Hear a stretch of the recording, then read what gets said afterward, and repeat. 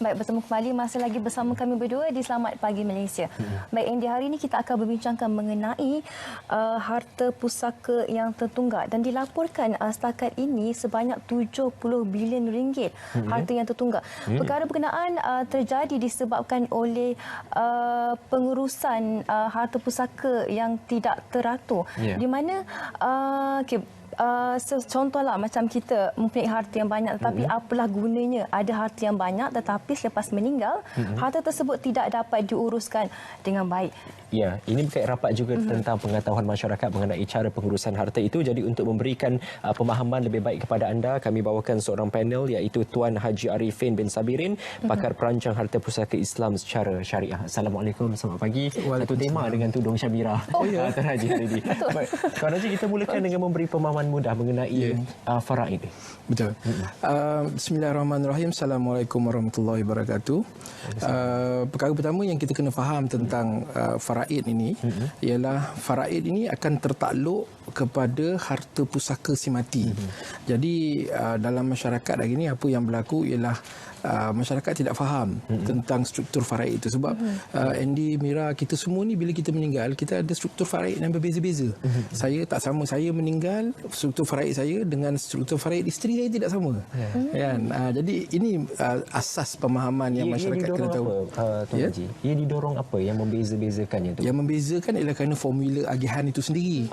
Kan dalam surah An-Nisa ayat 11, 12 disebutkan tentang bahagian-bahagian waris. Bila meninggal dunia si mati, waris dapat berapa banyak. Jadi disebut di situ 1/2, 1/3, 1/4, 1/6, 1/8, 2/3. Dia ada formula dia sendiri. Jadi bila kita berlaku kematian, kita dapati ramai orang confuse kan? Sebab dia tak tahu faraid yang struktur faraid dia macam mana dan siapa yang berhak. Itu yang kadang-kadang tiba-tiba terperanjat bapa saudara, mak saudara ada bahagian, terperanjat kadang-kadang sepupu yang tak pernah ditemui langsung, tak diketahui kewujudannya. Selepas berlaku kematian, tiba-tiba sepupu datang dan sepupu itu pun ada bahagian. Jadi ini mencetuskan banyak polemik dalam masyarakat. Jadi asas kepada memahami faraid itu ialah kita kena balik semula kepada Al-Quran, surah An-Nisa ayat 11, 12, 176. Formula tu kita kena tahu. Jadi hari ini ada banyak pihak di luar sana yang mula mendidik masyarakat tentang faraid. Jadi saya rasa masyarakat prinsip asas dia ialah masyarakat mesti faham faraid, dan kalau tak boleh nak ajar orang lain pun sekurang-kurangnya dia faham faraid diri dia sendiri, dan daripada situ dia boleh merancang. Asas dia ialah faraid.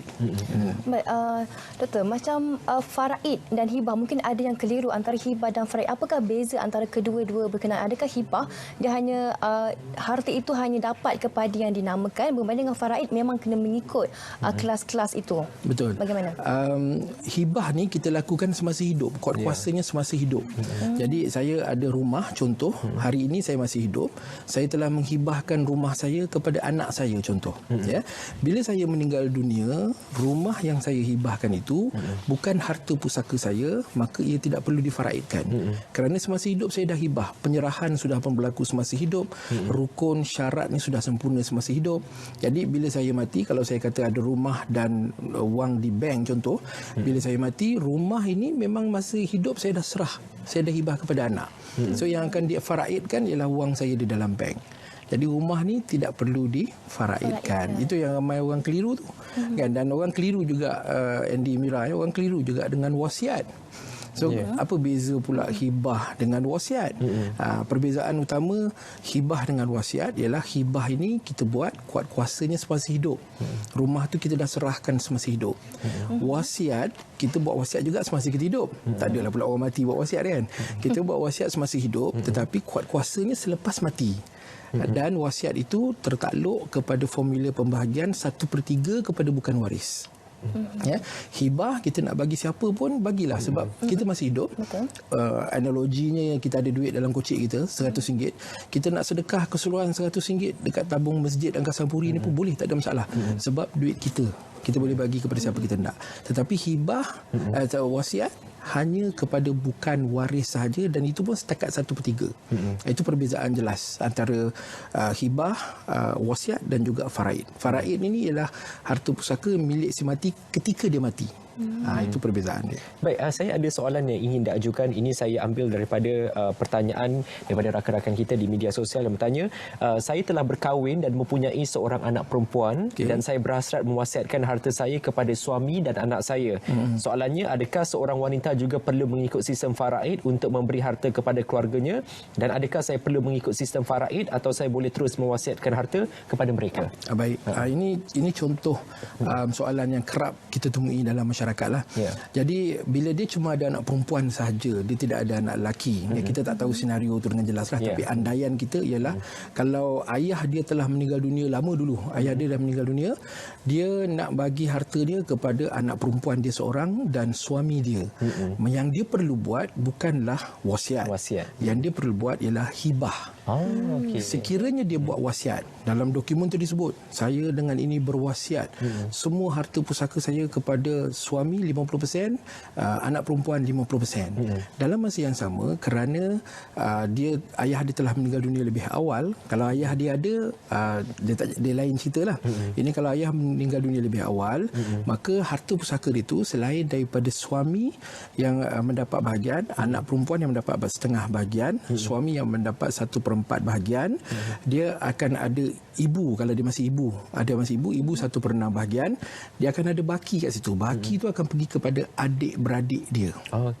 Jadi siapa yang berhak ke atas harta pusaka dia, tu yang saya sebut tadi. Prinsip asas sebelum kita buat apa-apa pun ialah kita kena faham faraid kita. Jadi yang berhak ialah adik-beradik dia, mak dia, suami dia dan anak dia. Jadi sekiranya dia buat wasiat, tadi saya dah sebut, wasiat ini sah setakat 1/3 kepada bukan waris. Jadi kalau dia buat wasiat kepada anak dan juga suami, anak dan suami ini adalah waris mengikut hukum faraid. So bila dia buat wasiat kepada waris, untuk wasiat itu berkuat kuasa, kesemua waris kena bersetuju. Maknanya adik-beradik dia kena setuju, mak dia kena setuju. Kalau ada salah seorang daripada waris ini tidak setuju, maka wasiat dia nak bagi harta pada suami dan anak itu batal. Itu yang orang kena faham tu. Ramai orang tak faham tu. Baik, Tuan Haji. Fokus kita pada hari ini adalah untuk membincangkan mengenai harta pusaka yang tertunggak seperti mana yang saya katakan tadi, 70 sebanyak bilion. 70 bilion. Satu jumlah yang besar di mana harta tersebut tidak dituntut ataupun tidak diuruskan dengan baik. Bagi pengalaman Tuan Haji sendiri, bagaimana kita nak mencegah daripada harta pusaka tidak dituntut ini supaya tidak berlaku lagi? Kalau kita nak selesaikan yang 70 bilion ni, dia agak mencabar. Contoh paling mudah kita tengok Kampung Baru Kuala Lumpur lah, di mana sekeping tanah sampai 120 orang waris, sampai 200 waris. Agak susah nak selesaikan.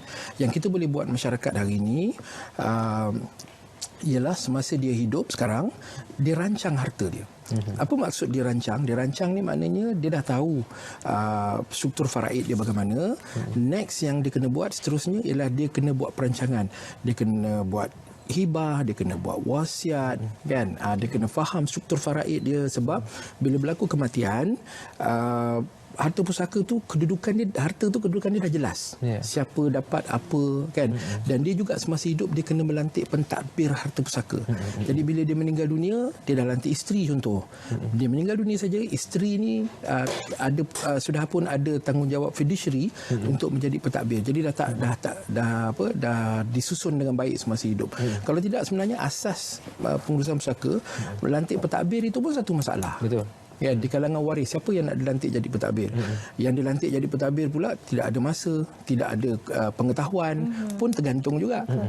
Jadi sebab itulah perkara-perkara ni, perancangan ni perlu dibuat semasa hidup dengan persediaan, sebab kita tengok sekarang ni ramai orang muda kan. Yang orang tua ni pun seriau juga tengok orang muda. Kan? Jadi kena bersedia semasa hidup sekarang. Saya nak menyentuh berkenaan dengan pentadbir tadi, sebab ada juga yang biasa saya berkongsi dengan kawan-kawan yang pilih tidak memilih pentadbir untuk menguruskan harta, sebaliknya uruskan sendiri. Kelebihan dan kekurangannya, dan pentadbir itu meski dalam kalangan ahli keluarga sendiri ataupun ada individu ketiga yang boleh kita lantik. Pentadbir ini kita boleh lantik di kalangan waris yang berhak ke atas harta pusaka. Jadi kalau kita ambil contoh kawan Andy tadi, contoh dia kan, dia punya waris ialah suami, anak, ibu dan adik-beradik. Sesiapa pun daripada mereka boleh menjadi pentadbir. Boleh lantik. Kadang-kadang oleh kerana sesiapa pun boleh jadi pentadbir, itulah maka tak ada siapa yang nak jadi pentadbir kan, sebab terlalu ramai kan.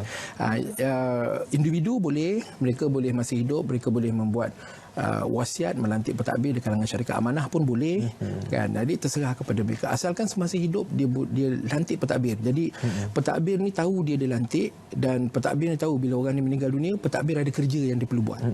Jadi boleh dilantik di kalangan siapa-siapa pun.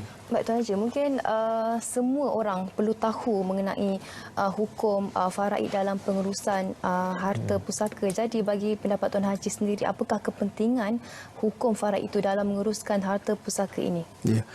Yang paling penting sekali, hukum faraid ini sebenarnya dia menjelaskan kepada kita hak-hak kita mengikut hukum syarak. Ya. Nah, itu yang paling penting sekali. Semua orang kena faham bahawa formula tadi saya sebut, formula setiap individu berbeza, kan. Jadi bila kita cerita pasal formula kawan Andy tadi, kan, yang mana ada 4 golongan ini yang merupakan waris dia, semua orang kena faham bahawa mereka ada hak ke atas harta pusaka. Tapi sepanjang saya buat kerja ni 22 tahun, saya selalu nasihatkan waris bahawa hak yang mereka terima itu sebenarnya hak yang datang dengan tanggungjawab. Bukan dia terima free-free aja, dia dapat duit, bye-bye, dia balik, kan. Tak ada. Dia datang dengan tanggungjawab. Ya? Contohnya, kalau bagi orang yang ada anak perempuan saja yang meninggalnya suami ataupun ayah, adik-beradik ayah ni tadi ada bahagian terhadap harta pusaka. Adik-beradik ayah ni adalah wali kepada anak saudaranya. Wali ni, orang kita selalu fikir wali nikah wali, kan.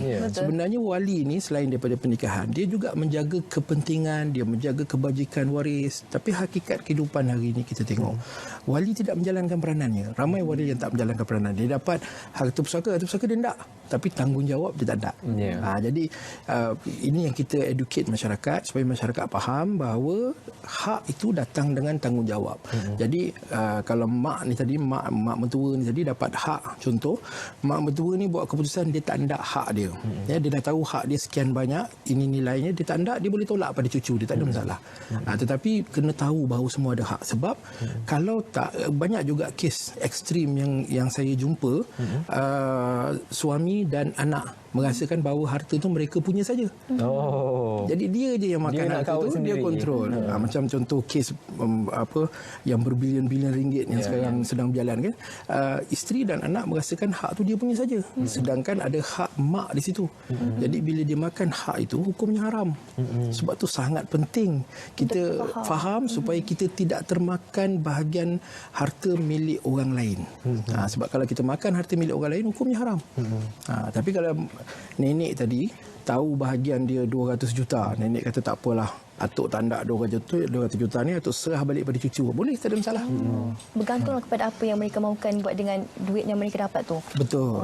Sebab dia lagi banyak harta ni, nak muafakat tu lagi mencabar lah. Betul. Betul, sangat penting sebab bila bercakap tentang kita tak nak pastinya makan daripada benda-benda yang haram, walaupun datang daripada daging kita sendiri. Jadi sangat penting untuk kita beri pemahaman mengenai kepentingan pembahagian harta ini. Sebab tu ada sampai 70 bilion ringgit harta pusaka tertunggak. Ini sangat berkait rapat dengan kesedaran masyarakat. Mungkin ada yang belum sedar, tapi untuk yang sedar tapi merasakan prosedurnya leceh, banyak, doktor. Banyak juga. Prosedurnya macam mana? Seleceh mana, doktor? Dia faham. Bila dah dia faham, dia diceritakan kepada dia, dia tahu. Tapi dia nak bertindak tu, kita ni kerja, sibuk dan sebagainya. Sebenarnya harta nak, tapi urusan nak. Betul. Sebenarnya pengalaman saya memang menjadi cabaran kepada orang yang nak merancang harta. Sebab bila dia nak mula merancang harta, dia kena cari salinan geran tanah. Salinan geran tanah, kalau ada pindah rumah 3-4 kali pindah rumah, dalam beg mana pun tak tahu, kan. Jadi dia tak sempat nak cari itu. Ya, tetapi suka atau tidak, sebenarnya kita dah faham, kita mesti bertindak. Sekadar faham saja dia tidak membantu, dia mesti bertindak. Ya, jadi cabaran dia, saya dah terlibat dalam industri 22 tahun. Cabarannya ialah kita nak educate, kita nak didik masyarakat bahawa kalau dia sendiri tak jumpa geran tanah dia hari ini, lepas dia mati, anak dia confirm tak jumpa. Betul tak? Betul. Kalau kadang-kadang sijil nikah tak tahu simpan dekat mana, sedangkan dokumen-dokumen ini diperlukan dalam proses pengurusan. Jadi suka tak suka, dia kena make time, dia kena lapangkan masa tu untuk bertindak. Adakan masa juga. Adakan masa. Penangguhan ketika ini akan menyebabkan penangguhan yang lebih lama.